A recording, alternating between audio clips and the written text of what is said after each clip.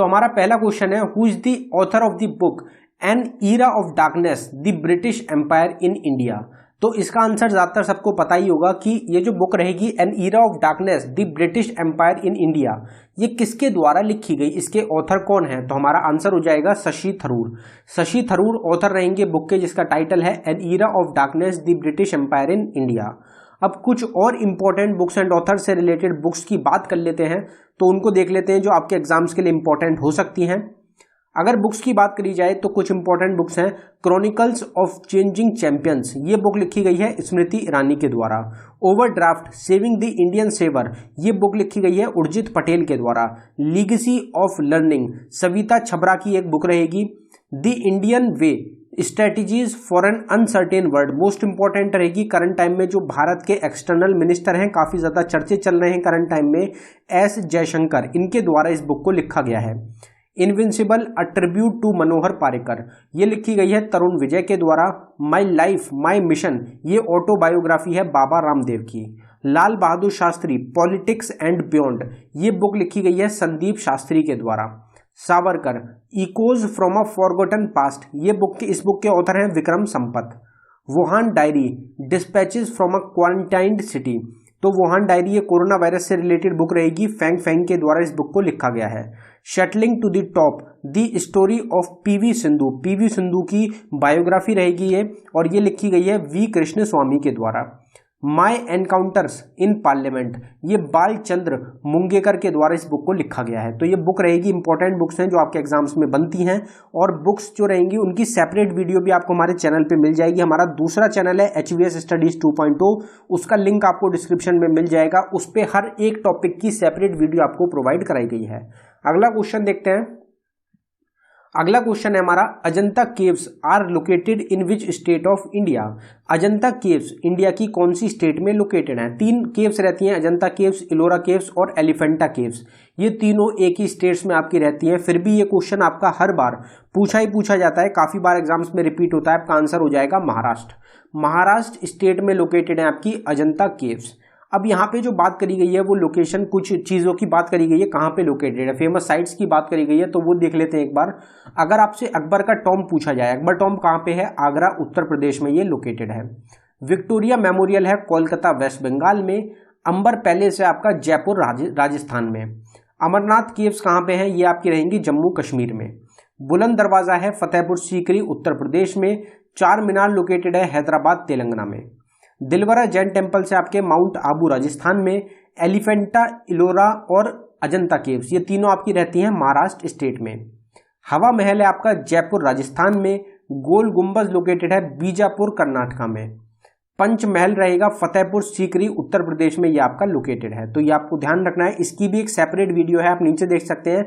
Separate topic related videos के लिए हमारा चैनल है HVS स्टडीज 2.0, इसका लिंक आपको डिस्क्रिप्शन में मिल जाएगा। अगला क्वेश्चन देखते हैं। अगले क्वेश्चन पे बढ़ने से पहले हम आपको बताना चाहते हैं, करंट अफेयर जो रहेगा आपका जनवरी से लेके जुलाई 2022 तक के लिए एक ई बुक को लॉन्च किया गया है, जो कि सिर्फ आपको 59 रुपीज में प्रोवाइड कराई जा रही है। इंपॉर्टेंट क्यों रहेगी, क्योंकि अगर आपके एग्जाम में जनवरी से लेके जुलाई के बीच में कोई भी क्वेश्चन पूछा जाता है तो वो आपको इस ई बुक में मिल जाएगा। इस ई बुक में आपको 1300 प्लस करंट अफेयर के क्वेश्चन आपको प्रोवाइड कराए गए हैं। जनवरी से लेके जुलाई तक का हर मंथ का सेपरेट आपको करंट अफेयर मिलेगा इस ई बुक में। तो और ये जो ई बुक रहेगी ये बाइलिंगुअल लैंग्वेज में आपको प्रोवाइड कराई गई है। हिंदी और इंग्लिश दोनों में आपको लैंग्वेजेस में क्वेश्चन मिलेंगे। अगर आप इंटरेस्टेड हो तो लिंक आपको डिस्क्रिप्शन में प्रोवाइड कराया गया है, आप डिस्क्रिप्शन में जाके इसको बाय कर सकते हैं। पेमेंट करने के बाद अगर आपको डाउनलोडिंग में कुछ इशू आता है तो नीचे हमारी जीमेल आईडी है, आप इस पर डायरेक्टली मेल कर सकते हैं। अगला क्वेश्चन देखते हैं हमारा। तो हमारा अगला क्वेश्चन है, green revolution is related to the production of which of the following. Green revolution किस चीज के प्रोडक्शन से रिलेटेड है, तो आपका आंसर हो जाएगा एग्रीकल्चर। ग्रीन रिवॉल्यूशन आपका एग्रीकल्चर से रिलेटेड होता है। यहाँ पे रिवॉल्यूशंस की बात करी गई है, तो कुछ इंपॉर्टेंट रिवॉल्यूशंस को देख लेते हैं। जो हर एक टॉपिक है उसको बिल्कुल डिटेल में कवर किया गया है इस चैनल पे, तो आप चैनल को जरूर सब्सक्राइब कर लें। और ऐसे ही डेली आपको एक्सपेक्टेड क्वेश्चंस की एनालिसिस भी और साथ में एक्सपेक्टेड क्वेश्चंस की वीडियोस आपको डेली प्रोवाइड कराई जा रही हैं चैनल पे। अगर रिवॉल्यूशंस की बात करी जाए तो ब्लैक रिवॉल्यूशन रिलेटेड होता है पेट्रोलियम से, गोल्डन फाइबर रिवॉल्यूशन होता है जूट से रिलेटेड, ब्राउन रिवॉल्यूशन रहेगा आपका लेदर और कोकोआ से रिलेटेड, ब्लू रिवॉल्यूशन रिलेटेड होता है फिश से, और जो आपका गोल्डन रिवॉल्यूशन होता है ये हॉर्टिकल्चर या फिर हनी से रिलेटेड होता है, इनकी प्रोडक्शन से रिलेटेड रहेगा। येलो रिवॉल्यूशन आपका ऑयल सीड्स की प्रोडक्शन से रिलेटेड था। सिल्वर रिवॉल्यूशन आपका एग्स और पोएट्री से रिलेटेड हो जाता है। व्हाइट रिवॉल्यूशन आपका मिल्क या फिर जो डेयरी प्रोडक्ट्स होते हैं, जो व्हाइट प्रोडक्ट्स होते हैं उनसे रिलेटेड ये हो जाता है। रेड रिवॉल्यूशन रहता है आपका मीट या फिर टमाटो के प्रोडक्शन से। पिंक रिवॉल्यूशन आपका ऑनियन और प्राउन से रिलेटेड हो जाता है। और ग्रे रिवॉल्यूशन आपका फर्टिलाइजर्स की प्रोडक्शन से रिलेटेड है। राउंड रिवॉल्यूशन है आपका पोटैटो से रिलेटेड। फाइबर रिवॉल्यूशन है आपका कॉटन से रिलेटेड। तो फाइबर रिवॉल्यूशन होता है कॉटन से रिलेटेड और गोल्डन फाइबर रिवॉल्यूशन होता है जूट से रिलेटेड। दोनों में कंफ्यूजन हो जाता है, आपको ध्यान रखना है। अगला क्वेश्चन देखते हैं। Nagarjuna Sagar Srisailam tiger reserve is located in which state of India. तो टाइगर रिजर्व्स आपको ध्यान रखने हैं, जितने भी इंडिया के टाइगर रिजर्व्स हैं 25-26 टाइगर रिजर्व्स हैं इंडिया में, वो सब कहां पे लोकेटेड है, कौन सा टाइगर रिजर्व कौन सी स्टेट में है, ये आपको पता होना चाहिए। तो नागार्जुन सागर श्रीशैलम टाइगर रिजर्व भारत की कौन सी स्टेट में लोकेटेड है, तो आपका आंसर हो जाएगा आंध्र प्रदेश। आंध्र प्रदेश स्टेट में लोकेटेड है आपका नागार्जुन सागर श्रीशैलम टाइगर रिजर्व। अगर टाइगर रिजर्व्स की बात करी जाए, कुछ टाइगर रिजर्व्स को चेक कर लेते हैं एक बार।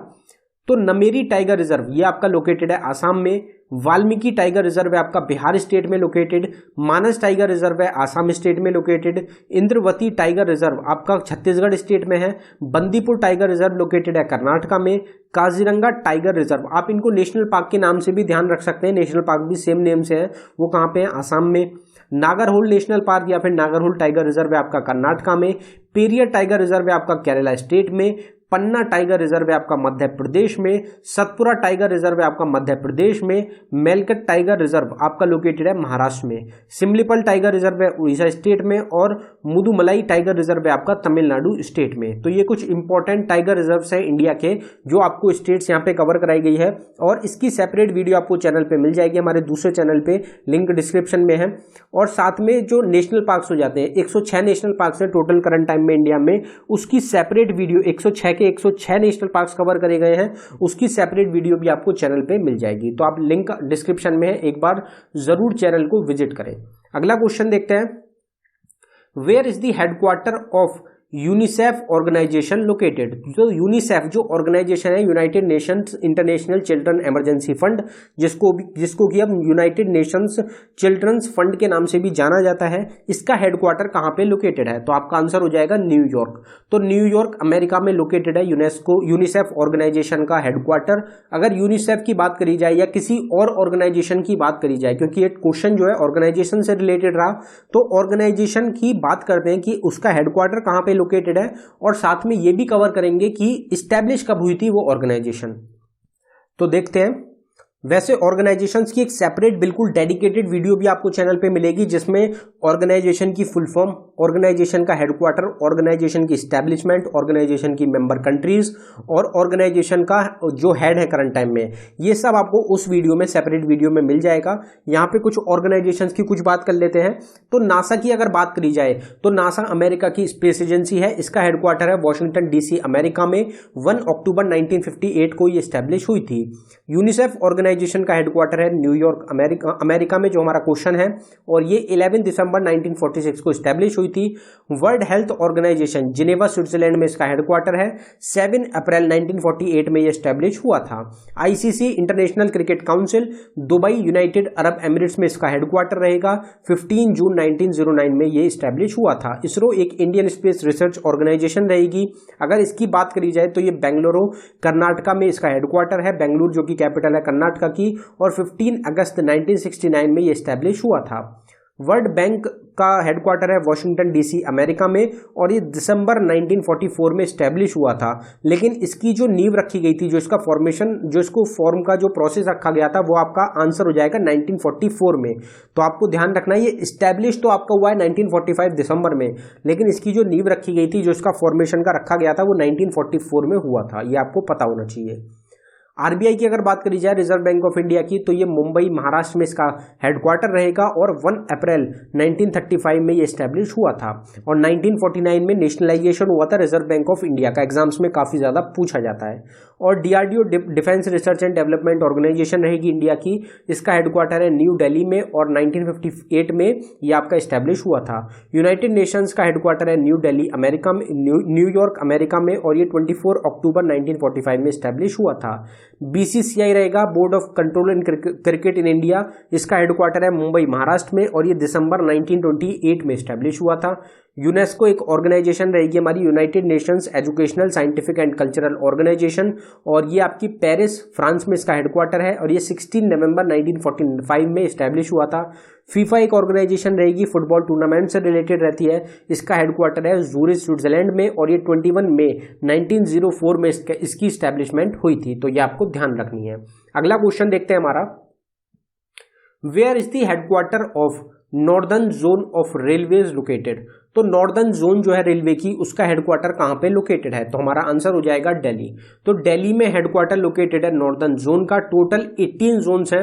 अगर कुछ जोन्स की बात करी जाए जिनको हम कवर कर सकते हैं, वैसे इसकी सेपरेट वीडियो भी चैनल पे आपको मिल जाएगी, तो कुछ जोन्स की बात कर लेते हैं। टोटल रेलवे जोन्स कितनी है, तो टोटल 18 रेलवे जोन्स हैं। यहाँ पे हमने कितनी रेलवे जोन्स कवर करी हैं, तो हमारी हो जाएंगी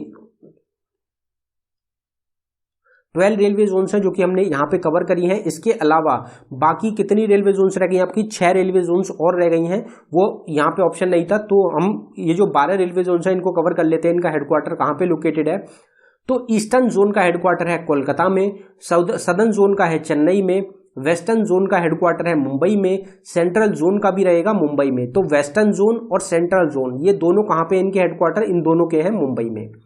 ईस्ट सेंट्रल जोन का है हाजीपुर में, नॉर्थ सेंट्रल जोन का रहेगा प्रयागराज में, साउथ सेंट्रल जोन का है आपका सिकंदराबाद में, वेस्ट सेंट्रल जोन का रहेगा जबलपुर में, नॉर्थ ईस्टर्न जोन का है गोरखपुर में, नॉर्थ वेस्टर्न जोन का है जयपुर में, और सदर्न की अगर बात करी जाए ईस्टर्न जोन की, तो वो है कोलकाता में, और सदर्न वेस्टर्न जोन का है हुबली में। तो आप इनको दो दो करके याद रखें कि सदर्न में अगर बात करी जाए, या फिर आप इसको मैप के थ्रू याद रख सकते हैं, जो लाइन के थ्रू मैप होता है उसको आप तैयार कर लें, उसको आप देखें, उससे काफ़ी ईजी रहता है इनको तैयार करना।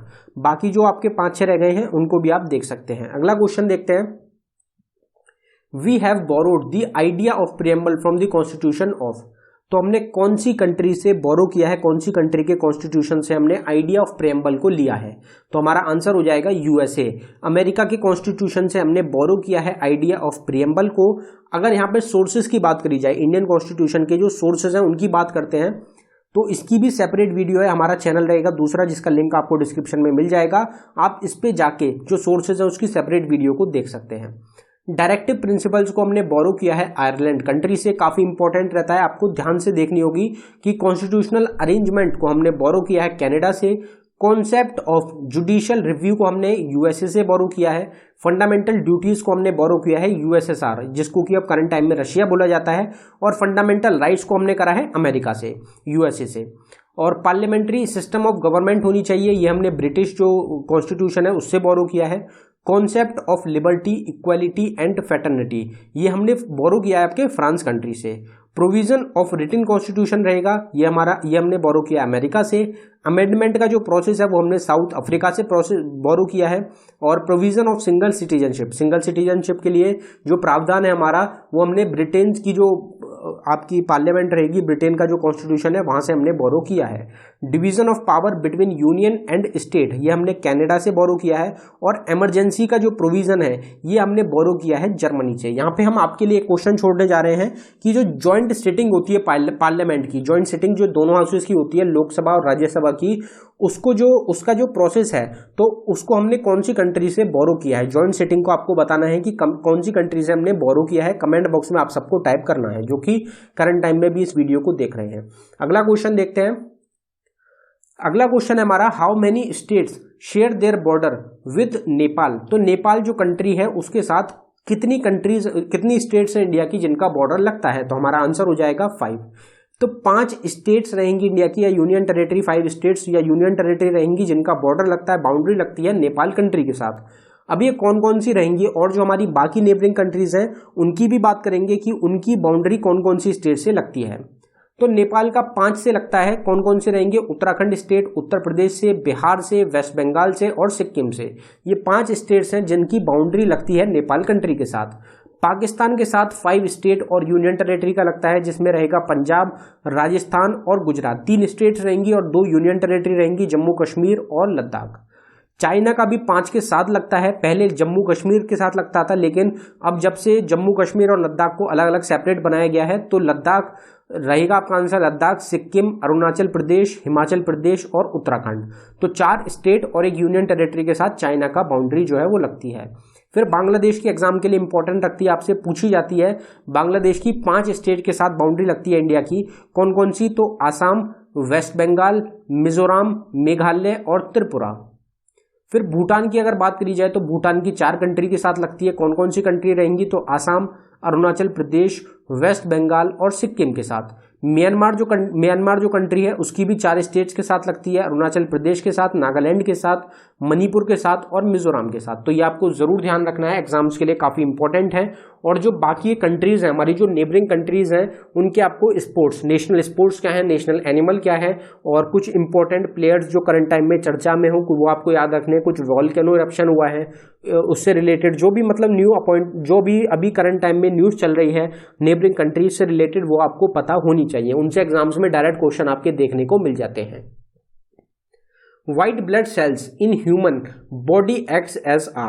तो व्हाइट ब्लड सेल्स जो होती है ह्यूमन बॉडी में वो क्या काम करती हैं? बेसिक क्वेश्चन रहता है कि जो हमारा डिफेंस का काम करती हैं व्हाइट ब्लड सेल्स। तो यहाँ पे जो हमारा आंसर हो जाएगा वो हो जाएगा डिफेंस अगेंस्ट इन्फेक्शन। तो जो हमारी बॉडी में जो मिलिट्री की तरह जो सोल्जर्स होते हैं उनको बनाने का काम होता है व्हाइट ब्लड सेल्स का। तो ये आपको ध्यान रखना है कि डिफेंस में हमारी बॉडी को किसी भी इन्फेक्शन से, किसी भी डिसीज से बचाने के लिए जो काम होता है वो व्हाइट ब्लड सेल्स के द्वारा ही करा जाता है।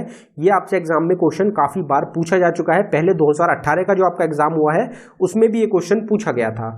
तो दोस्तों ये था हमारी वीडियो का आखिरी क्वेश्चन। अगर आपको वीडियो पसंद आई हो वीडियो को लाइक करें। अगर आपने अभी तक चैनल को सब्सक्राइब नहीं किया है तो आप चैनल को जरूर सब्सक्राइब कर लें। आपको डेली हर एक शिफ्ट से रिलेटेड आपको एक्सपेक्टेड क्वेश्चंस की वीडियोस हमारे चैनल पे प्रोवाइड कराई जा रही हैं। उसके बाद आपको एनालिसिस मिल रहा है हर एक शिफ्ट का, और जो क्वेश्चंस हैं आपके साइंस के लिए अलग सेपरेट वीडियोस आपको प्रोवाइड कराई जा रही हैं चैनल पे। तो आप चैनल को जरूर सब्सक्राइब कर लें। हर एक तरीके से आपको वीडियो मिल रही हैं और हमारे दूसरे चैनल पे आपको लगातार टॉपिक से रिलेटेड हर एक टॉपिक की आपको सेपरेट वीडियो प्रोवाइड कराई जा रही है। तो दोनों चैनल्स को आप सब्सक्राइब कर लें। और ई बुक्स रहेंगी हमारी, जो ग्रुप डी का आपका एग्जाम है उसकी भी सेपरेट ई बुक आपको मिल जाएगी। लिंक आपको डिस्क्रिप्शन में प्रोवाइड कराया गया है, तो आप उसको भी बाय कर सकते हैं। और काफ़ी इंपॉर्टेंट होने वाली है ई बुक से, आपको डायरेक्ट एग्जाम्स में क्वेश्चन देखने को मिलेंगे। धन्यवाद दोस्तों।